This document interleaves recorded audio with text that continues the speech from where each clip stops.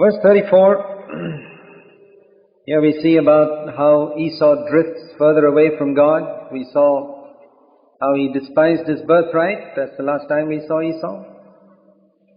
And now you find that drift has taken him away so far that he gets married to one of those heathen Canaanites. And not just to one of them. He marries two. Verse 34, and Esau was 40 years old. He married Judith, the daughter of Berai the Hittite, and Basemath, the daughter of Elon the Hittite, and they made life miserable for Isaac and Rebekah. Yeah, when a person begins to drift away from God, it's not immediately that everything develops into evil. It's a slow slide away, but gradually he comes to the place where he begins to act almost in defiance of God. But we can also say that Isaac was not very particular there to find a good partner for his son. Like Abraham had been careful for Isaac. And that is also a responsibility of parents, to guide their children, to be concerned about them, and to guide them not to worldly partners, but to spiritually minded partners. Isaac had a good father who guided him and was concerned for him and looked out for a really fine sister for his son. But when it came to Isaac's son Esau, he didn't do that. He had spoilt Esau through the years by his favoritism. And finally, the man got two wives that made life miserable for the parents. You find that favorite son of yours, whom you keep spoiling, is the one who's going to make life miserable for you later on. That's what we see here. This favorite son of Isaac's finally ended up making life miserable for him. What Esau needed was some discipline, which Isaac never gave him. Think of the word that we studied in Genesis 18, which God said concerning Abraham. Genesis 18, verse 19.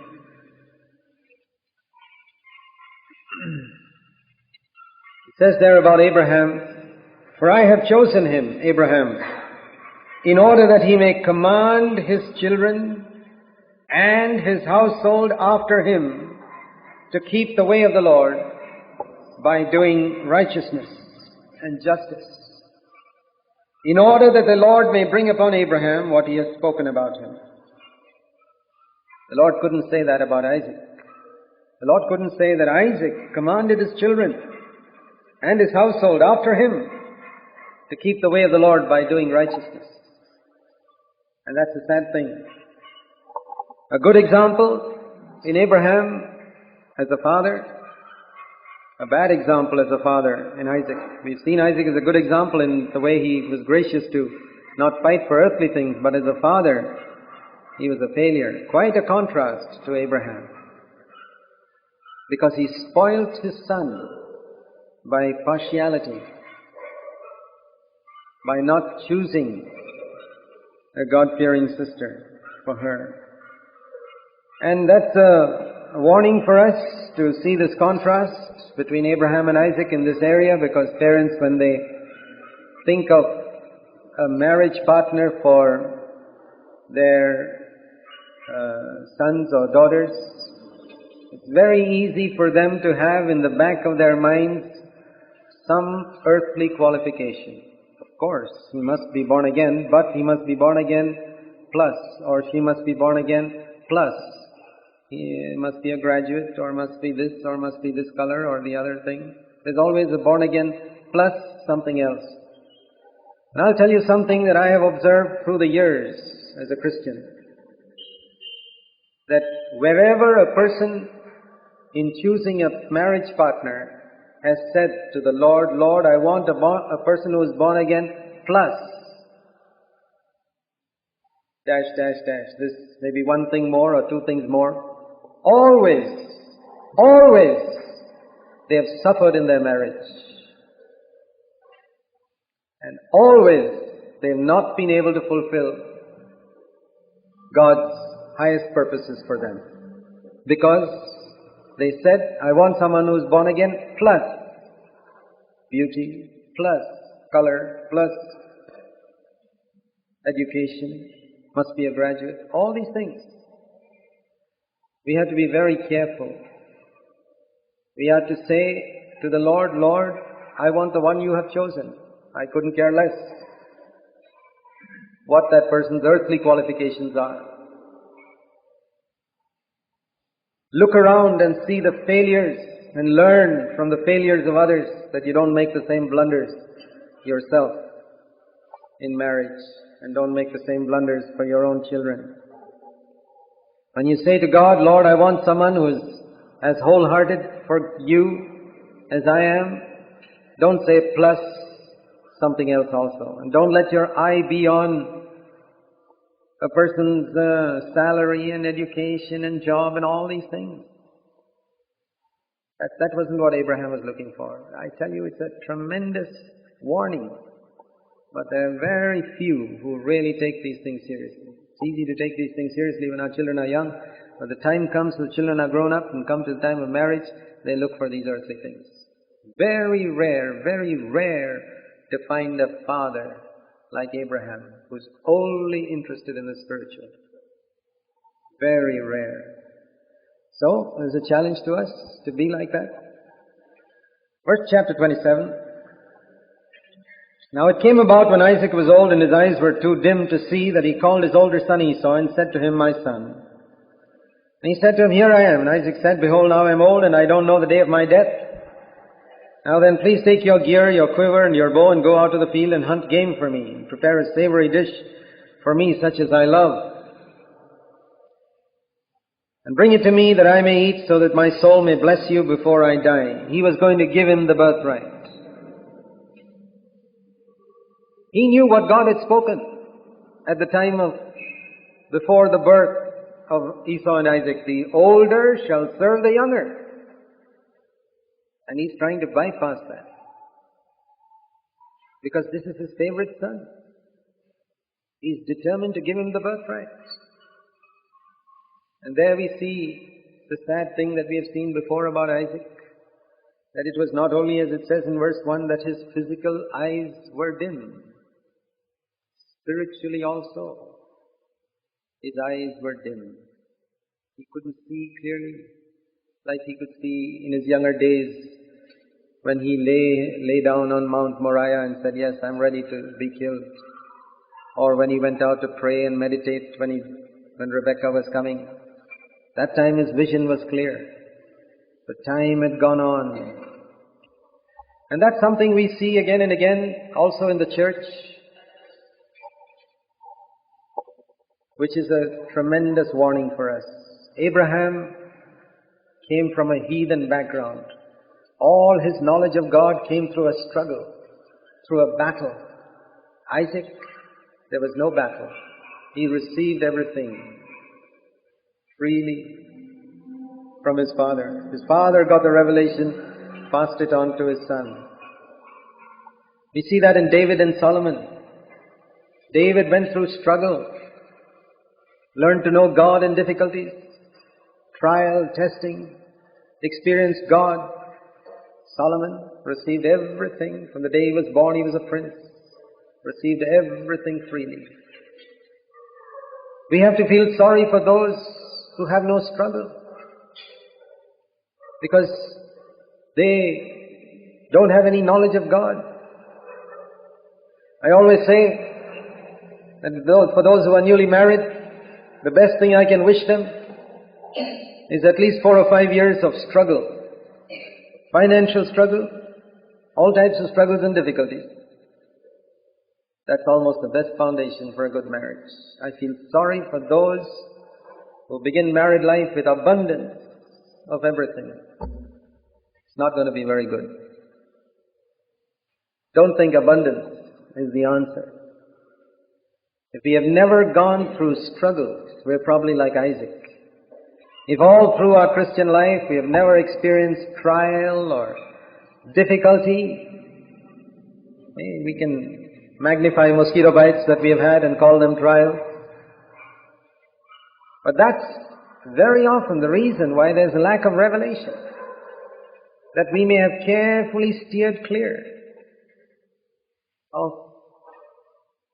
difficulties and trials and chosen the pathway of ease. And then what happens? The eyes are dim, can't see clearly, no revelation, no vision. It's good to go through struggle, like Abraham. Abraham had to break with his father, mother, and relatives. What a painful thing that was. Isaac didn't have to break with his father or mother. It was all offered to him on a plate. It was so easy. And that's what I think of young people in the church growing up. I pray that they will lay hold of God and realize that they are in danger of becoming like Isaac.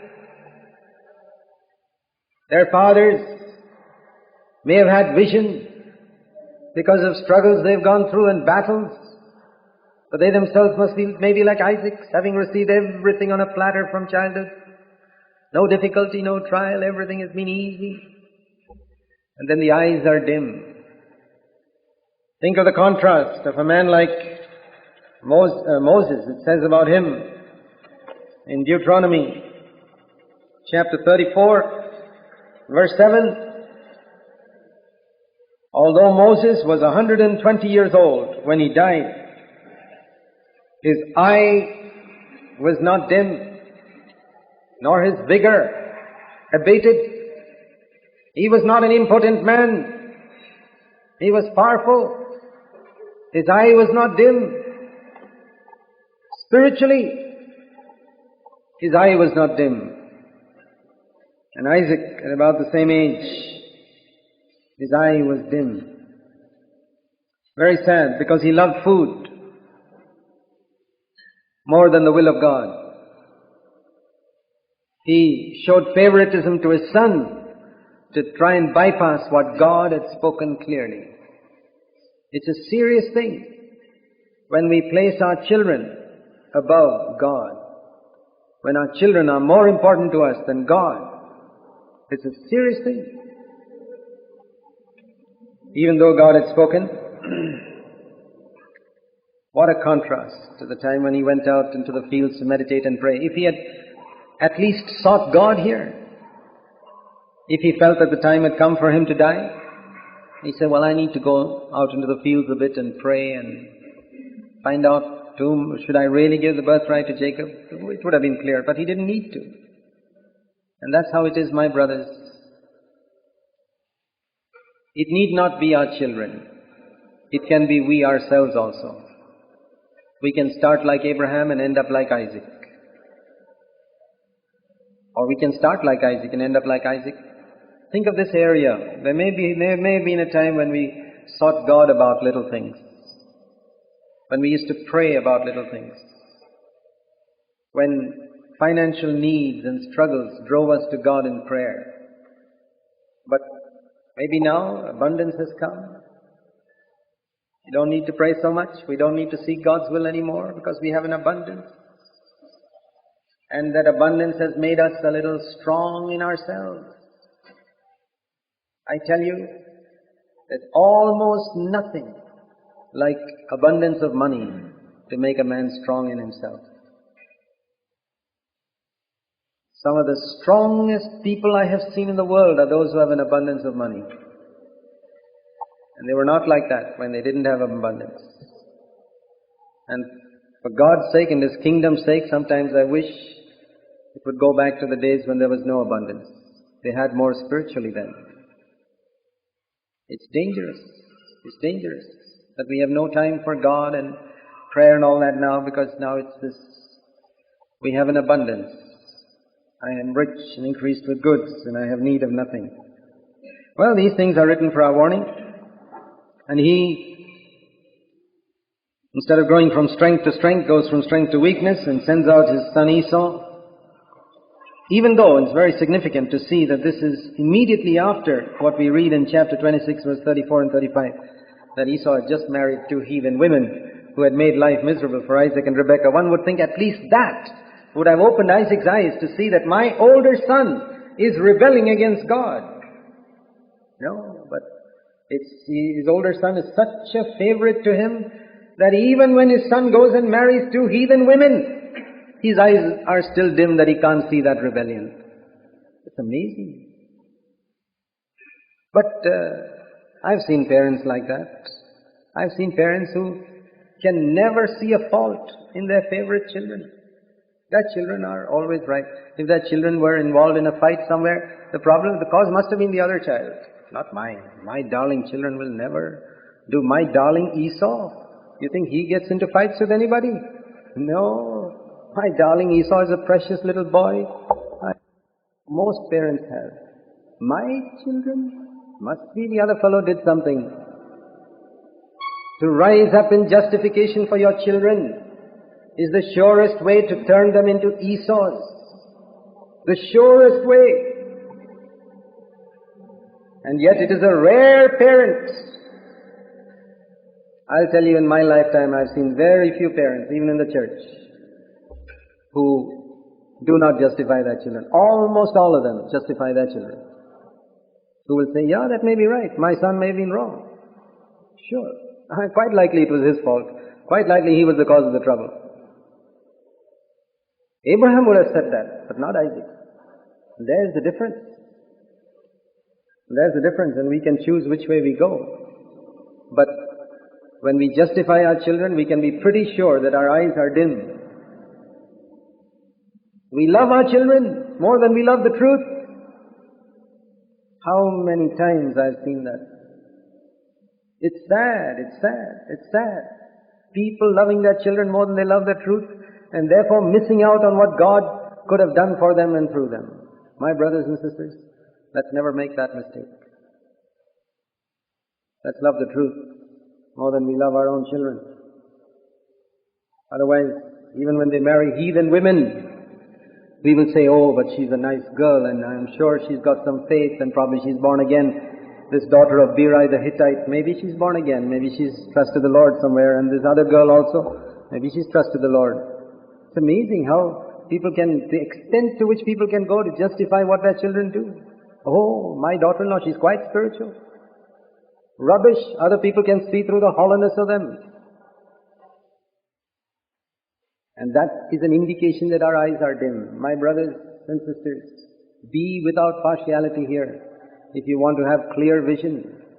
Don't be partial towards your sons and daughters and sons-in-laws and daughters-in-law, that you lose your spiritual vision because of that, your calling. Keep it clear and see clearly.